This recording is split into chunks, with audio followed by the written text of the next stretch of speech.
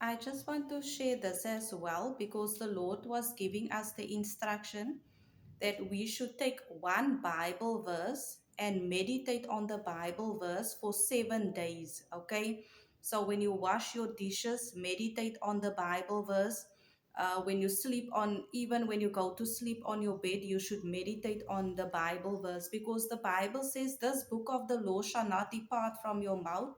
You shall meditate upon it day and night." If someone does not know how to meditate, if a person knows how to worry, they know how to meditate because someone else explained it like that. Okay.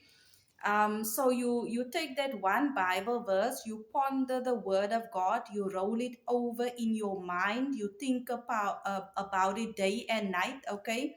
So whatever you do, you meditate on the word of God from the time that you wake up till the night time when you go to bed. Okay, for 7 days.